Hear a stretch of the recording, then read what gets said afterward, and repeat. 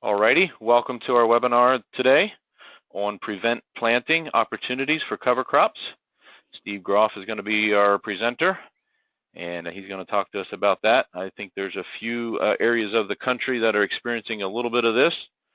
Some are very dry, some are very wet. So we're going to take a look at the wet situation today. So with that, I'll turn it over to Steve. And Steve, you can take it away and tell us what you've got. Okay, Wayne, thank you very much, and thank you so much for joining us again. Prevent planting is something that occurs somewhere every year, and then of course some degrees varying intensity or varying geographical area. I think particularly for those who are not experiencing it this year, you may be wondering, well, why bother listening? But the point I think is here is, if the situation arises, that you would be ready for the options that are out there. And I think that's key to learning about how to kind of maximize an unfortunate situation when we don't have the ability due to weather to be able to plant our cash crops that we've intended to plant. So what almost every farmer first thinks about cover crops is a couple different things here, and this really doesn't apply to a lot of you guys that are listening today, but when we think about mainstream agriculture, they say, I don't have time to plant cover crops, I don't have an available planting window, I don't even know if they pay or not. I am basically suggesting that when you have a prevent plant situation where you cannot get your cash crop planted in time, there is no excuse not to plant a cover crop, to get something growing and get something living in that soil.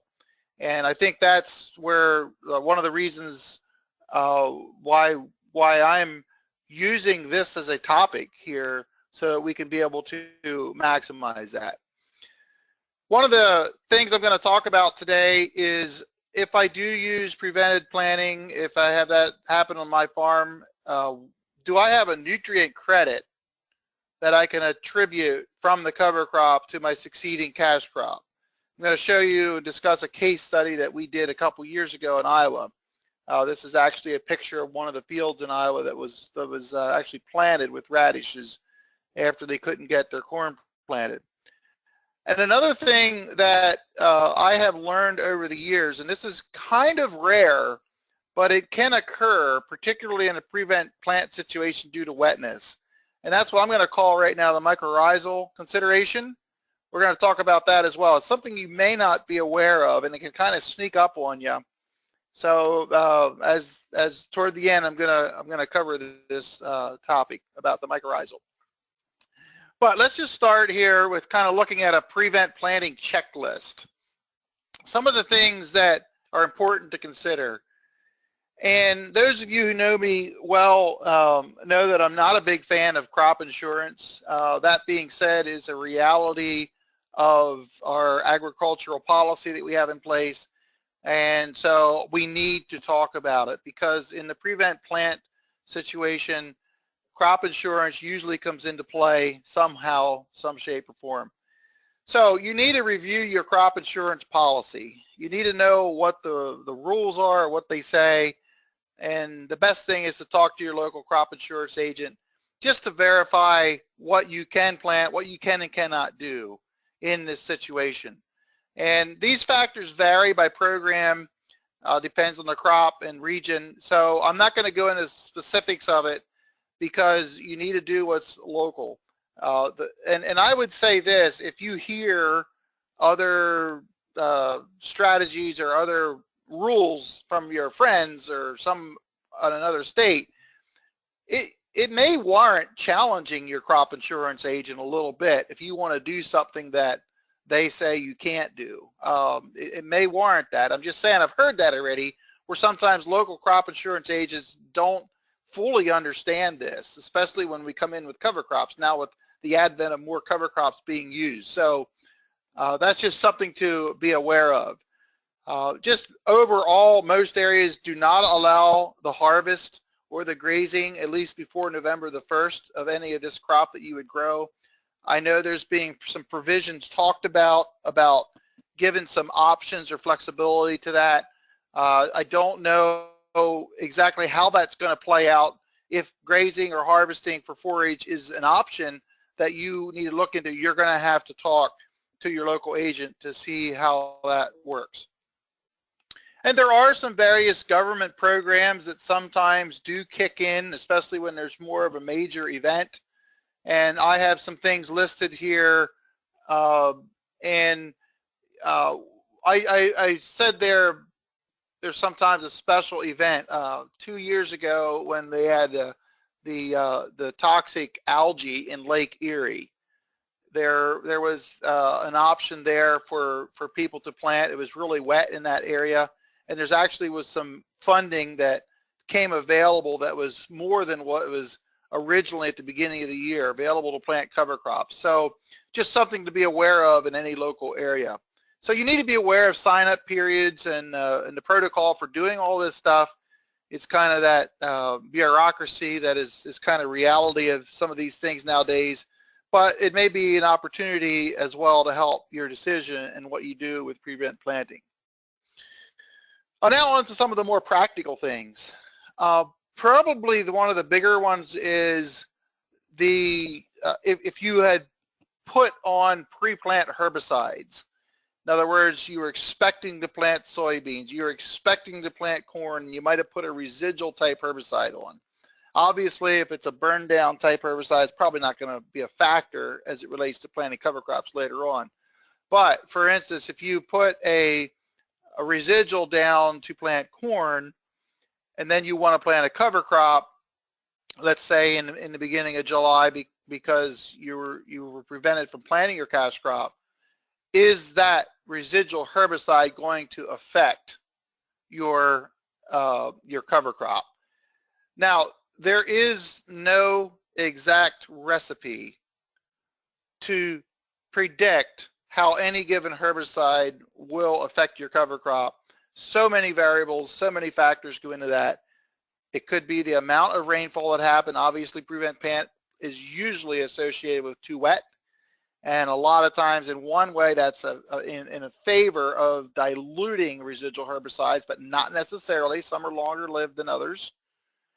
And so you have the organic matter, and a lot of variables go into this. You really don't know. You can assume some things, some herbicides and some rates that may have been used, you could pretty well predict may be a problem and others may not be.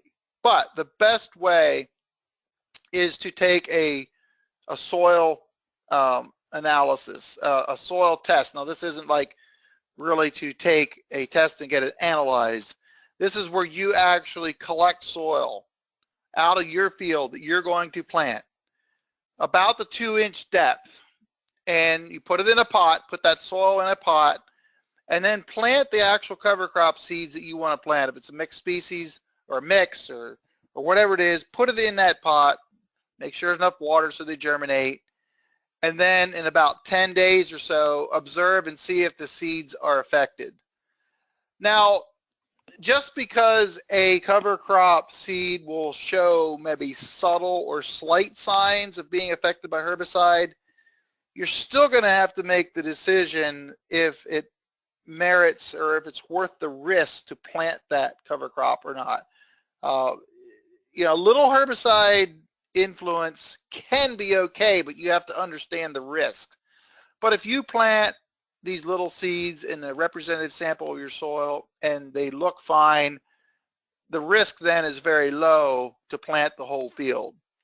And then I want to just back up a little bit and mention that if you happen to have a similar type cover crop as was the intended crop, and I gave the example there, if you sprayed for corn, a corn residual, and you want to plant sorghum Sudan grass, probably not going to have any issues in doing that because the sorghum Sudan is nearly like corn. So there probably won't be any issues in that there. So the best thing, and this may be one of the more important things that I share today, is you go out and take a representative sample of that if you think you're going to be able to plant in a given field or a given area and grow out a cover crop. That's going to tell you much better than any book will tell you or any weed scientist. That's really going to be very helpful there. The other thing to consider is what is the fertility in that field. Obviously, sometimes there could have been nitrogen put out in it expecting to plant corn or other fertility. What was applied to the field, or was there nothing applied to the field? And this can help determine what species of cover crop you want to use in light of that. And possibly also what is your intended cash crop for the following year can play into this as well. So if you happen to have nitrogen or you had applied manure to that field, you would then want to tend to use a cover crop or a cover crop mix that scavenges N, like the radishes, oats, sorghum, sudan, millet, and there's a whole list of other ones that you can add to that because it's in the summertime and the list is long. But we're talking about cover crops that can scavenge nitrogen. And that's what you want so you don't lose it, so you don't lose it down into the groundwater.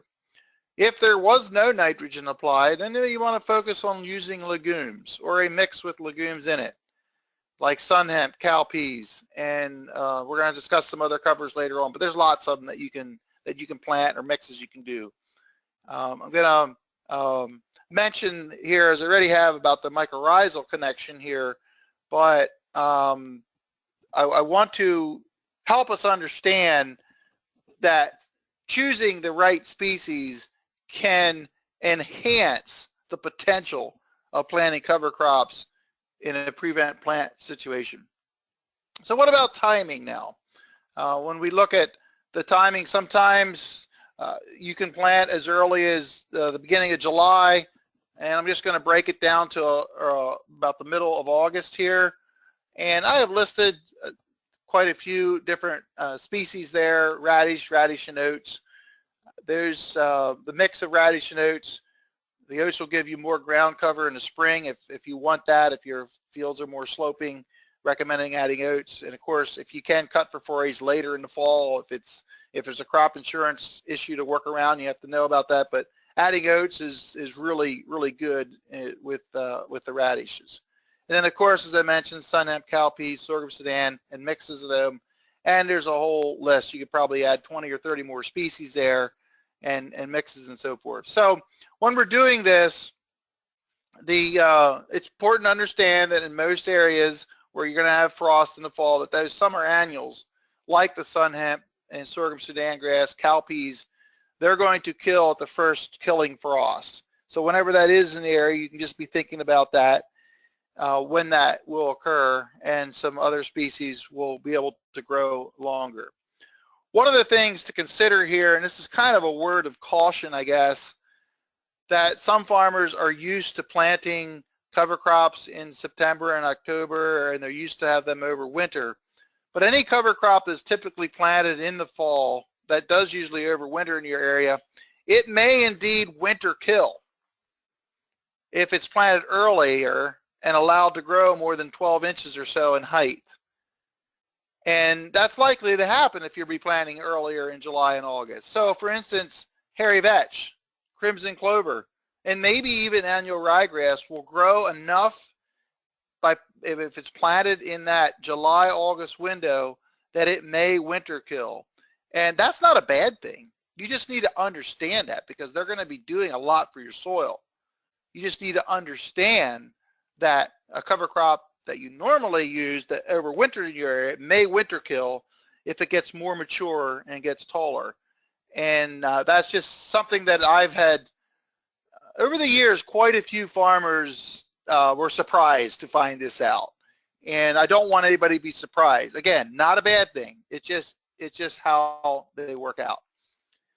So when we plant a little later, and I'm saying here around August the 15th, and again, you're going to have to adjust some of these dates to maybe your specific area and so forth. But if you plant them later, the ones that'll probably winter kill, what we're well aware of, is like the radishes, the oats.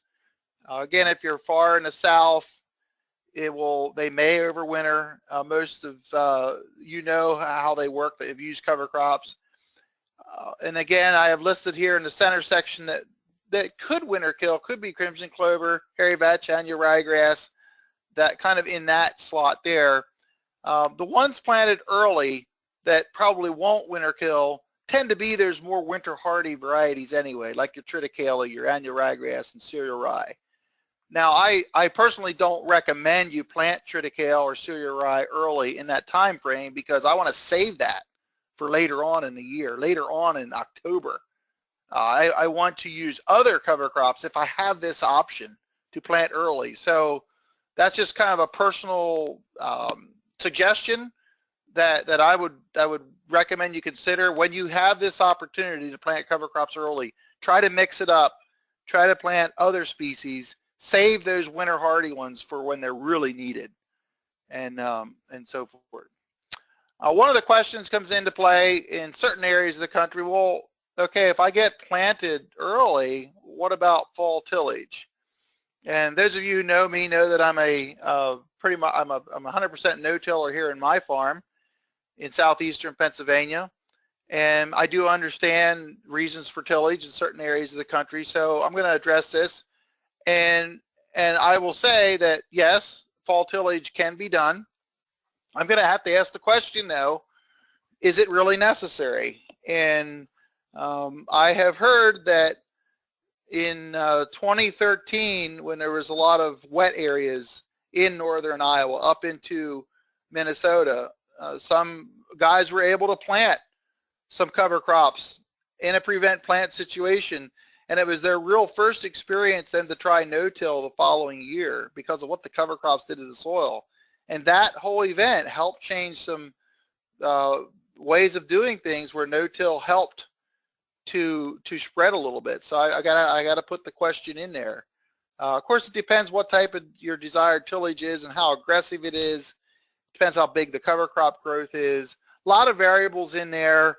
It is something that will have to be thought out, and sometimes people tend to, if they've never really seen a full-grown radish or a full-grown sunhep or sorghum sudan, which those latter two could get 5 or 6 feet tall, it literally scares them. How are they going to manage that? And there's definitely some considerations there. I mean, if you have to go in and disc them down first, well, that's just what you're going to have to do. Some other interesting observations I heard, and this came out of that area up through northern Iowa into Minnesota. A couple things I'll just share anecdotally. That one of the farmers said that when they hit the radishes in the field, they could go a gear higher with their rippers because the radishes was already doing the job. And my question was, well, then why were you even ripping at all? But anyway, just an interesting observation. Another thing, and this is part of the frustration factor, any of you that have grown radishes know that they can get pretty juicy, I'll say, and guys are having traction problems. The radishes just didn't allow them to get good traction in the field. So it's just one of those things to be aware of in doing this whole thing. But my answer to that was, we usually like to plant mixes anyway, and that can kind of alleviate a problem like that. So just a little bit there on tillage. Another thing, and then I'm going to pause here after this slide. If any of you have questions, you can chat. You can type them in the chat box, or we're going to open up the microphones here. So get ready for a question you have here. But I have heard this, I'm going to say numerous times now, where in a prevent plant situation, and let's just say even in wet spots where there's just smaller areas that weren't able to get planted, by getting a good cover crop planted in a timely fashion during the summer, and the weather kinds of cooperated where it did eventually dry out and that cover crop had a good opportunity to grow, farmers have noticed a second year and even succeeding years effect in those wet spots draining better following a year after planted with cover crops, and especially the radish because of the aggressive taproot that goes down. So don't think we can promise that this will happen every time, but the fact is I've heard it from numerous farmers where they're able to get a good cover crop planted, where they're able to help solve some of the remediated properties of a wet spot or a wet area that drained better later on. So I'll stop, and if any of you have a question, you can unmute yourself and ask it, and if not, we'll move on to some research that we've done in Prevent Plant. Does anyone have any question up to this point? Steve, one that I was thinking of is what's your recommendation? Obviously, radishes, you don't want to plant till probably the end of July or August sometime, but you've got maybe a month window there, depending where you're at in the country and depending when your prevent plant date is. Do you recommend putting like a short-term summer season cover crop in there and then going into a fall, more winter hardy one, or what's your recommendation on that? Oh, it's an excellent question. There's two schools of thought. Now, one of them is if you really want to maximize cover crop opportunities, you plant your summer annuals in the summer. Let's say you get it planted in July, and then come back and plant more of a winter annual cool season cover crops later on, like in September. Yeah. So that requires two separate planting passes, which may be warranted, or maybe it may pay, because you have that opportunity. Or, and this is some things I'm experimenting with, and actually today I'm planting sun hemp, sorghum Sudan, triticale, crimson clover, hairy vetch, radish. And my intention in my case is I'm taking one cutting off for forage because I have a market for it here. That's going to be primarily sorghum Sudan and sun hemp. Then there's other cool seasons I'm hoping we're going to be surviving underneath there, and they'll come through, so I don't have to make two passes. Now, for me right now, this is not necessarily a prevent plant situation. It's after wheat. And in my session on cover crops after wheat, I described this a little bit more in detail. So that being said, it does depend on your location when you can get your, we'll call it your stage 1 cover crop planted. But if you have like a sorghum Sudan, sun hemp, and a radish, there's two, and I'm going to talk about this coming up here. I have a slide I think on it. Those two are going to winter kill, and the radish will usually last about 8 weeks longer into the fall. So it's that's the 1-2 punch, and I talked about that in the cover crops after wheat. Yeah.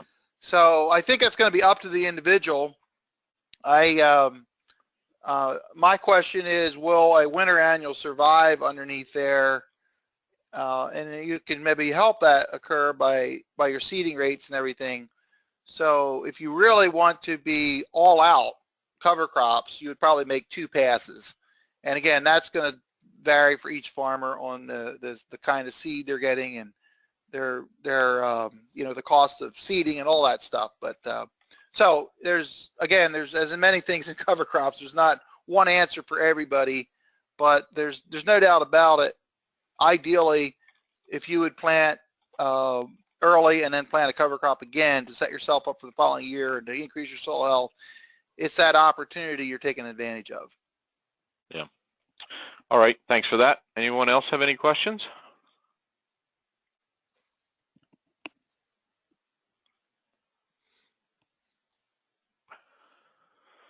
If not, Steve? Okay.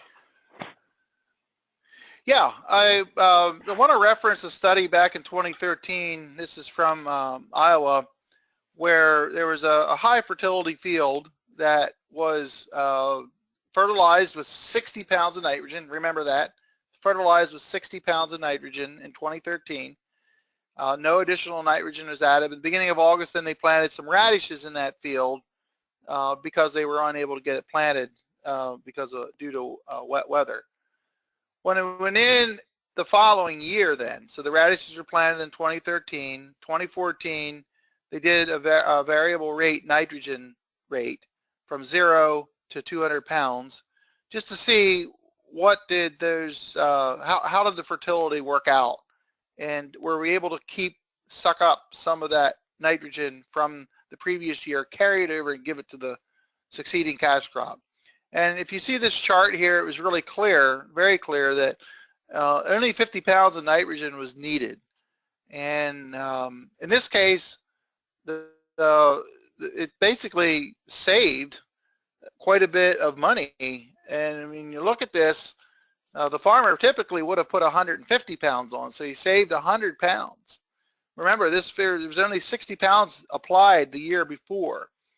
So probably some of that was even picked up deeper in the soil.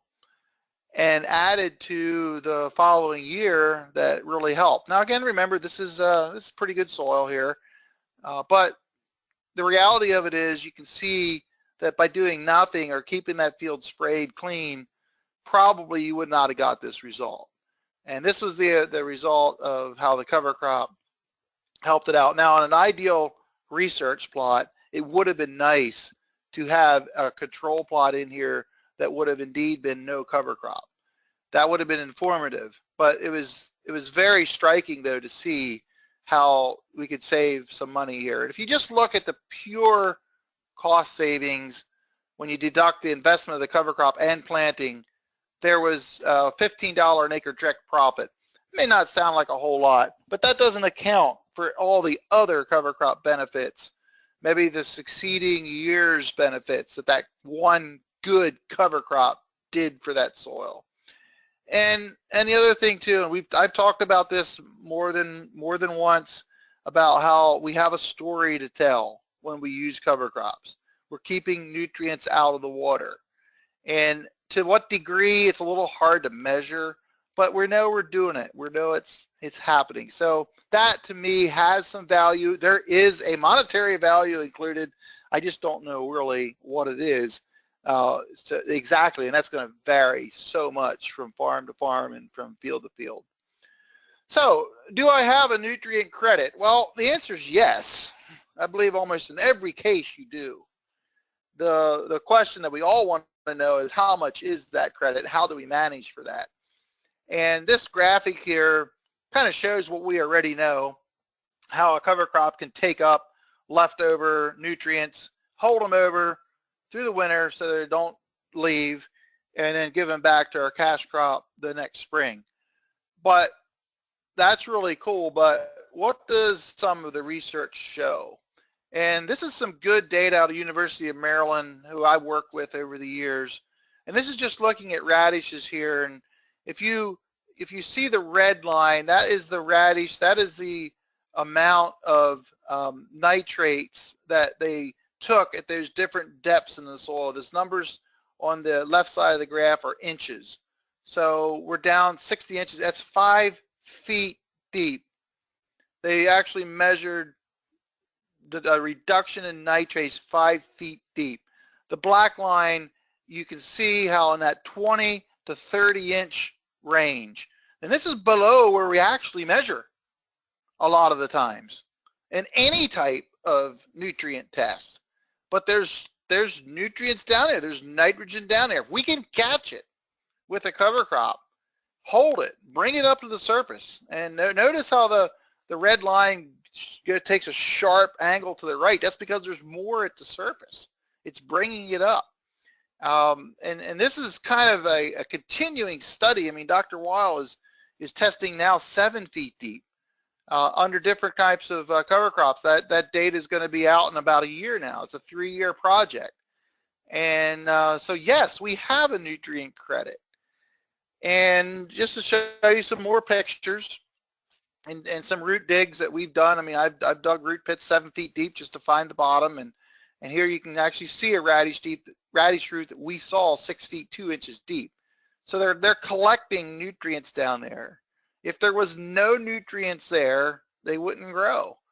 We know there's nutrients there. They may not be a lot, but they're going to pull it up and get it to the surface so our cash crops can use it. And I think not only in a prevent planting situation, but in any situation, this is part of why cover crops are working. A little hard to see sometimes and a little hard to identify, but I know that it's happening. So I want to kind of wind up my conversation here talking about maybe a little known factor that can occur, particularly in a prevent plant situation. And that's why this is such a good time to talk about that. So if we have waterlogged soils, soil in essence it's not good for soil. It's not good for soil biology, at least most of it, to be waterlogged for any period of time, like weeks at a time. That's just not good for the life in the soil.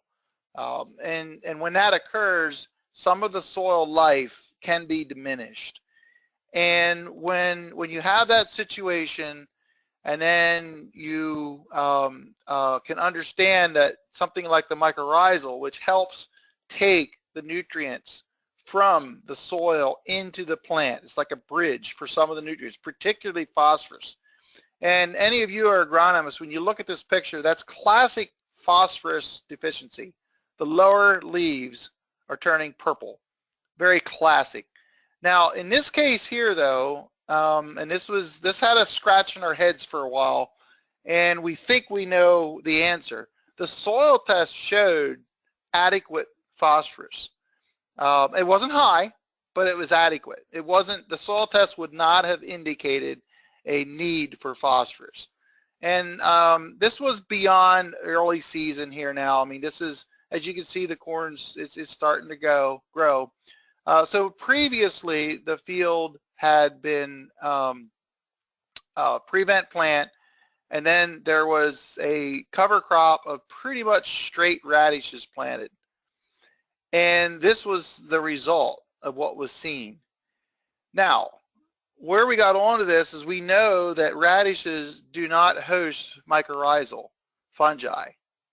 And early on, when I started looking into mycorrhizal fungi, I knew too, it was around the same time where radishes where I was starting to get interested in them. And we were actually doing work here on my farm, testing to see if radishes took down mycorrhizal fungi or reduced the numbers. And what we found was they didn't reduce the numbers on my farm anyway of mycorrhizal, they just maintained a plateau. And so this was a concern early on that radishes would do this. Now, all this being said, here was a situation where, again, the phosphorus wasn't that high, but it was adequate. Fields were waterlogged, planted radish, and the next year we showed some of these deficiencies, which the farmer was concerned. And we think what happened was the mycorrhizal population was also knocked down from the wet weather, from the saturated soil, and hence we saw phosphorus deficiency here. Now this crop did grow out of it, and it really was surprising how well it yielded. I don't remember all the, I just remember at the end of the year, it wasn't as bad as what we thought it was going to be. So in light of that now, when we're talking about particularly a prevent plant, we always want to have a host plant that hosts mycorrhizal and allows that fungi to increase. So the grass type crops, the oats, the millets, sorghum, Sudan grass, other grasses, they're typically what help enhance mycorrhizal. Brassicas don't. I don't think we can say they knock them off, but they don't enhance them. And legumes don't tend to help them near as much either. So this is a reason for using mixes when we're planting in our prevent plant situation. Now, most of us are using them anyway now. So it may be a kind of a moot point, but this is one of those things that it's just good to know about, that what you always want a grass in your mix, a mycorrhizal host in your mix, to be able to maximize this opportunity. So in summary today, and then we'll open it up for some more questions if you have them. Nutrients like nitrogen and sulfur, and I should probably add boron in here, they're the ones that are the most free to leave. They don't attach themselves to soil. You can lose them if they're not taken up in a plant. And that's why we plant cover crops, so that we can be able to capture and store these nutrients. And again, once that nutrient is caught up, taken up in a cover crop, in this instance, it's not going anywhere. So we have this opportunity to do this in our prevent planting situation. So just in summary, the review here, I'm just going to say I didn't touch on this at all, but there's been some note that because we're able to get a cover crop planted, that diseases such as sudden death syndrome and even nematodes can be at least suppressed by using some cover crops. This may be an opportunity to do that.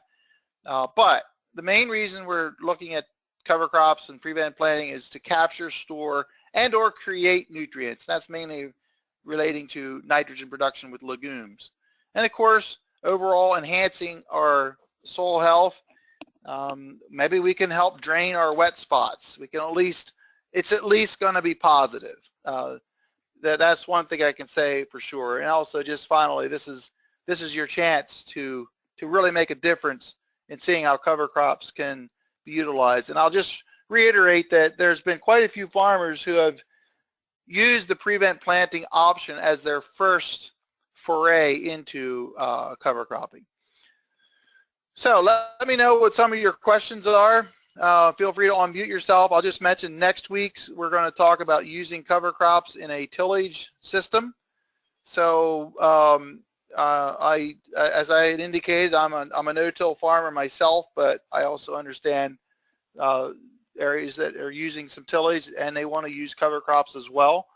So we're going to talk about some things I've learned from that area. So that's what's coming up next week. But what are some of your questions here as we round out our topic today?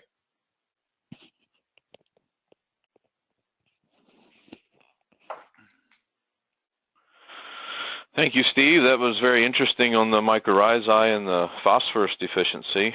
One of the questions I had, and it comes out some of our research we've done, is does that happen maybe more frequently than we realize, or when it comes to nutrient deficiency, that there's a lack of mycorrhizae to deliver those nutrients? Or is that just a wet situation? It certainly could. I think there's so many other variables go into this. When we talk about nutrient availability, I'm of the belief that pretty much when we start unlocking or enhancing the biological component of our soil, nutrients are going to be more available. Now that's a very generic, general statement, but I believe that's, to me, is kind of the forefront now of the cover cropping movement. And where is the balance between enhancing biological activity? How do we do that? And then what can we get out of that, so to speak? And there's probably a whole other topic in that right there, in that question. So definitely as we move toward more of a biological active soil, we're going to see some of this benefits of nutrient availability and so forth. It's just how do we optimally manage for that is, I think, the crux of the matter that we're grappling with right now. Alrighty, thank you. Anyone else have any questions for Steve on Prevent Plant? Anybody facing Prevent Plant in your area this year?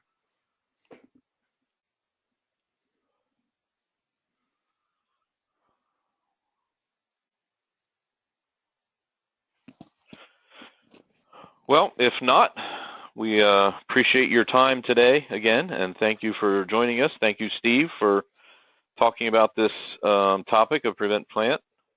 It is kind of a hit or miss situation, but it's good to have the information and to know a little bit of some options if a grower runs into this situation. And again, thank you everyone for joining us. Head over to Facebook. We're going to put this video up, this webinar up on there, and it'll be on the members section of the website as well. And we look forward to joining us again next week as we talk about cover crops in a tillage system. I know to some of you that may seem like a heresy, but it's not. There's people that use cover crops in tillage systems, and there's opportunities and some different management techniques that Steve's going to talk to us there. So if there's no one else has any questions, thank you again, and we'll look forward to meeting with you again next week. Have a great week.